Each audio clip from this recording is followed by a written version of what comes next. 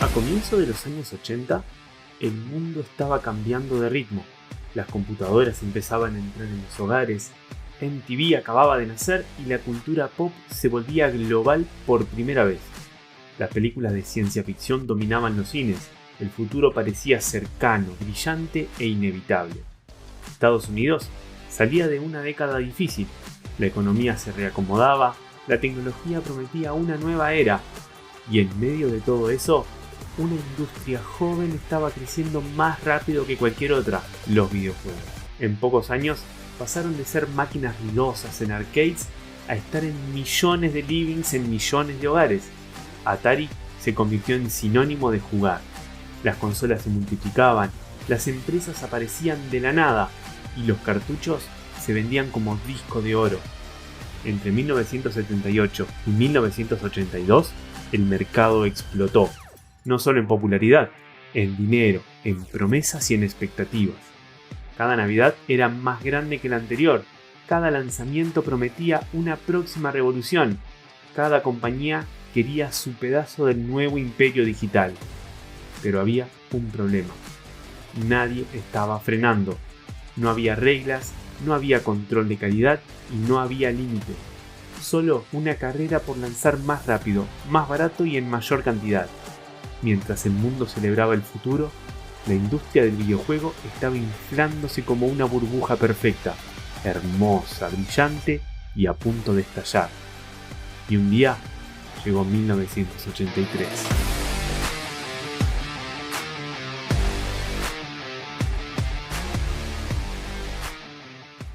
Te doy la bienvenida a El Cartucho Perdido, un podcast donde rescatamos historias, curiosidades y anécdotas del mundo del videojuego.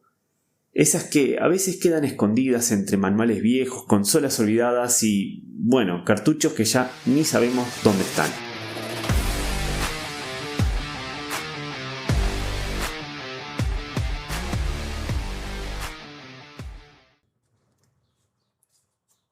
Este episodio será muy distinto. No empieza con una explosión, empieza con confianza, con vidrieras llenas de cartuchos de colores, con publicidades prometiendo el próximo gran éxito, con ejecutivos hablando de crecimiento infinito y familias llevando una consola más a casa como si fuera un electrodoméstico nuevo. A comienzos de los años 80, el videojuego parecía imparable. Atari había abierto el camino, decenas de compañías lo habían seguido, y el mercado estadounidense se había convertido en el centro de una nueva fiebre tecnológica. Todo crecía, todo se vendía, todo parecía funcionar. Pero debajo de esa euforia se estaba acumulando algo distinto, un exceso silencioso, una industria que producía más rápido de lo que podía sostener, un mercado que empezaba a llenarse de promesas vacías. Y por eso, esta historia necesita dos partes. En esta primera parte vamos a recorrer el ascenso descontrolado, la expansión sin límites, la avalancha de consolas y de juegos, la caída de la calidad y las decisiones que fueron empujando lentamente al mercado hacia el borde del abismo. En la segunda parte vamos a entrar de lleno en el colapso, las pérdidas millonarias, las empresas que desaparecieron, el golpe brutal a Atari y el momento en que el público dejó de confiar en los videojuegos como industria. No es solamente una crisis económica, es el punto en el que el gaming moderno casi se extingue. Hoy empezamos ese camino hacia el derrumbe, hacia el crash de 1983. Agárrate fuerte, esto es El Cartucho Perdido.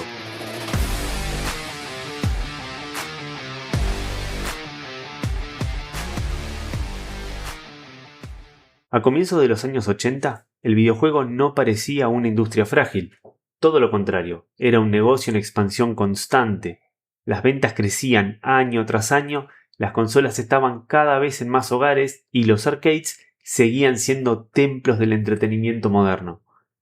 Luego del éxito de Atari y del desembarco de múltiples competidores, el videojuego se había convertido en una fiebre comercial. No era solo un pasatiempo para chicos. Era una oportunidad de oro para empresas, inversores y fabricantes de tecnología. Nuevas consolas aparecían sin parar, Nuevos estudios prometían el próximo gran éxito.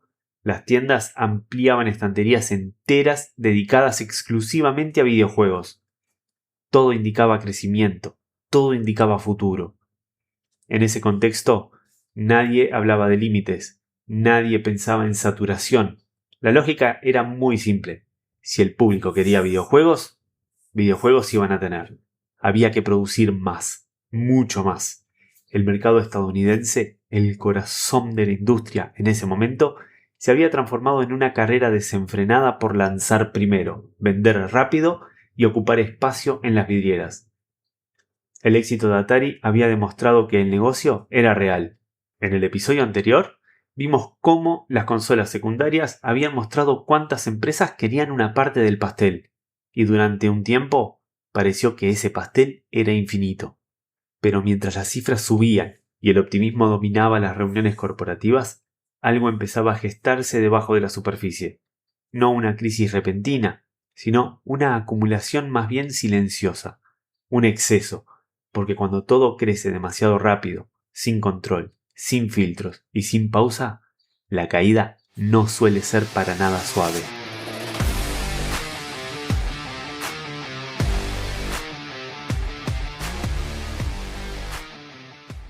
El éxito de Atari no solo creó una industria, creó una estampida. De un año para otro, todos querían su parte del nuevo negocio millonario. Empresas de juguetes, fabricantes de electrónicos, inversionistas que jamás habían tocado un joystick.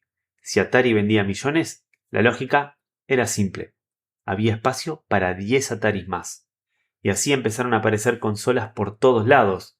ColecoVision, Intellivision, empresas pequeñas que hoy casi nadie recuerda, lanzando máquinas apuradas, mal pensadas, pero baratas. No era una competencia creativa, era una carrera por llegar primero, y junto con las consolas llegó la avalancha de juegos. Ya no se buscaban ideas originales, se buscaban nombres que vendieran, películas convertidas en cartuchos en tiempo récord, Superman, Indiana Jones, Star Wars, series de televisión trasladadas a la consola sin ningún tipo de cuidado, Los Duques de Hazzard, Dallas, entre muchos otros. Personajes famosos usados como gancho comercial aunque el juego no tuviera sentido alguno. El objetivo no era que el jugador disfrutara, el objetivo era que comprara. Los programadores trabajaban semanas donde antes se tomaban meses. Algunos juegos completos eran hechos por una sola persona bajo presión brutal, y el resultado empezó a notarse. Pantallas vacías, controles imprecisos, objetivos confusos, juegos que parecían versiones rotas de lo que prometían. Las tiendas empezaron a llenarse de estanterías infinitas. Decenas de cartuchos nuevos cada mes, demasiadas opciones para un público que todavía estaba aprendiendo a confiar en el medio. Al principio todo se vendía igual, pero poco a poco algo fue cambiando. Los jugadores empezaron a llevarse decepciones, padres comprando juegos caros que sus hijos abandonaban a los 10 minutos, cartuchos que no se terminaban nunca, no porque fueran largos, sino porque eran malos. La confianza empezó a quebrarse. Sin que nadie lo admitiera públicamente, el mercado estaba inflándose como un globo. Más consolas, más juegos, menos calidad. Una burbuja construida sobre velocidad, ambición y exceso. Y como toda burbuja, estaba a punto de estallar.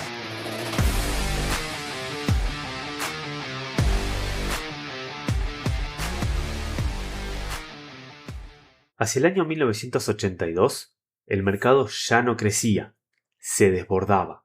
Las tiendas de videojuegos se parecían más a depósitos que a locales de entretenimiento, capas apiladas hasta el techo, filas enteras de cartuchos que nadie sabía bien qué era ni de dónde habían salido. Atari ya no era la única protagonista. Decenas de compañías lanzaban juegos sin parar.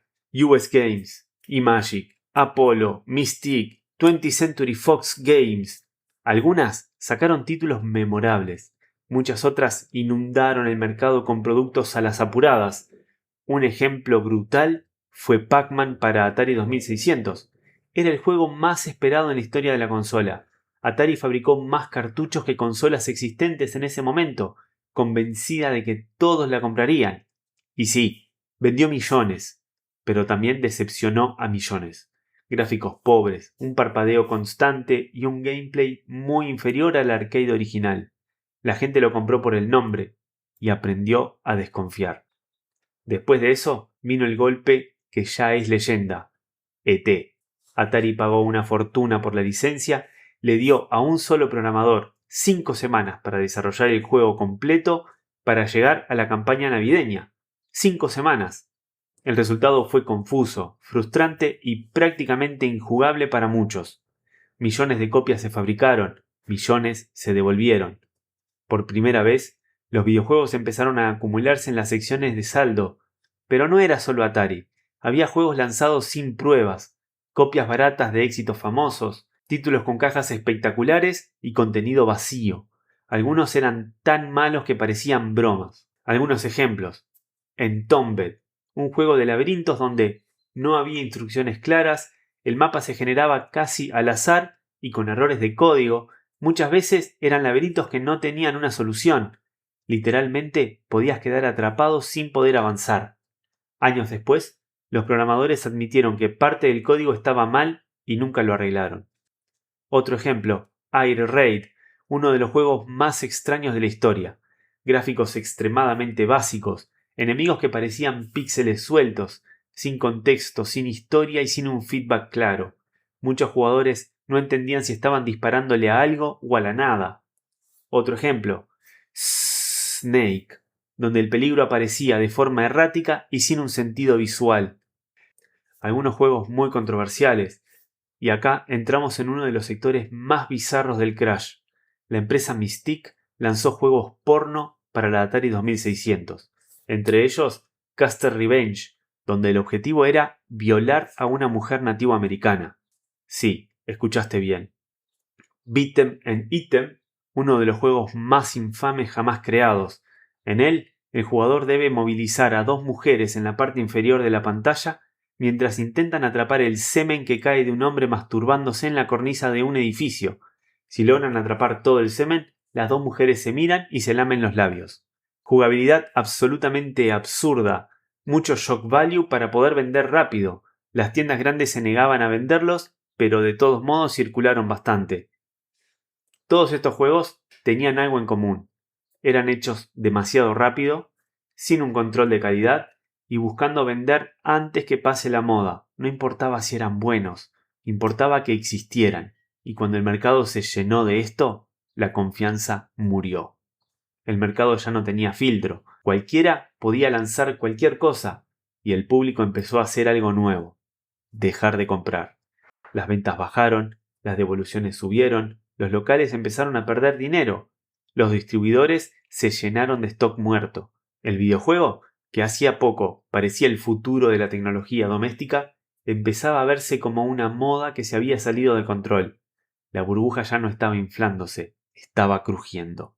Y el siguiente golpe no iba a ser un mal juego, iba a ser el colapso.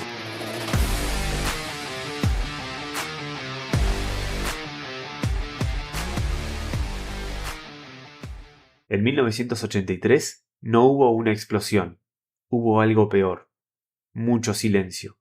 Las ventas que venían creciendo año tras año se desplomaron de golpe.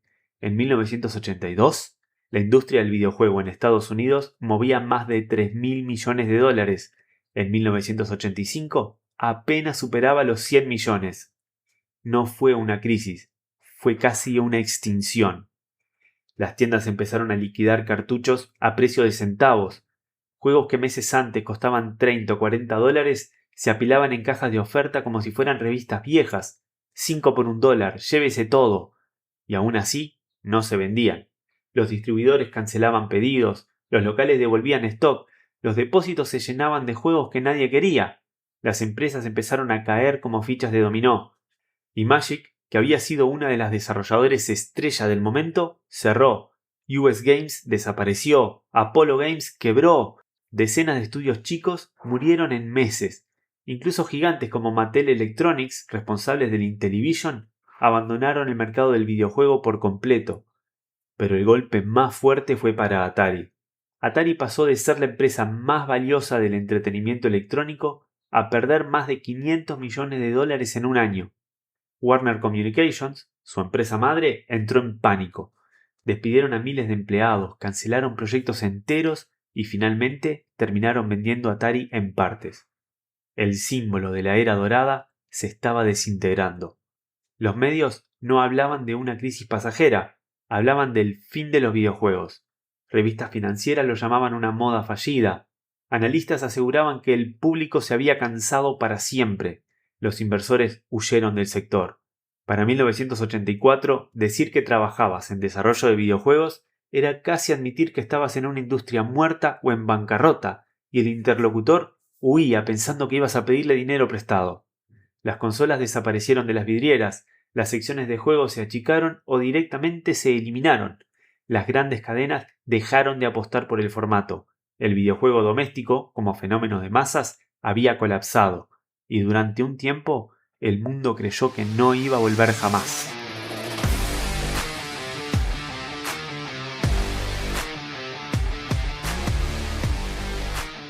Las tiendas cerraron sus secciones de videojuegos. Los cartuchos se apilaban como fósiles de una civilización extinta. Los ejecutivos que ayer prometían el futuro del entretenimiento, hoy fingían no haber trabajado nunca en esto. Atari, el imperio que había creado el videojuego moderno, valía menos que alguno de sus propios depósitos de plástico. La prensa fue amable, lo llamó una corrección del mercado. La realidad fue menos elegante. La industria implosionó. Millones de dólares evaporados, estudios desaparecidos de un día para otro, juegos enterrados en el desierto como si fueran evidencias de un crimen. Sí, literalmente enterrados. Hacia 1984, decir que los videojuegos tenían futuro era casi un chiste. El mundo había hablado. Esto había sido una moda, un juguete caro, un error, game over, pantalla negra, silencio. Pero como en algunas buenas películas, cuando los créditos están por empezar, siempre hay espacio para una escena más. Alguien, en una oficina tranquila al otro lado del mundo, miraba todo esto con una leve sonrisa torcida hacia un costado, porque mientras Occidente destruía su propio invento, Japón estaba a punto de reescribir las reglas.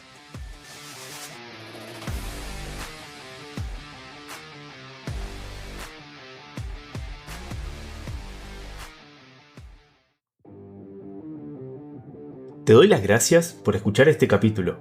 Espero sinceramente que nos volvamos a encontrar en el siguiente, donde sin duda aparecerán más joyitas ocultas. Y quién sabe, quizá alguno de esos cartuchos perdidos que seguimos buscando todavía aparece en el lugar más inesperado. Soy Camilo y te espero en el próximo episodio de El Cartucho Perdido.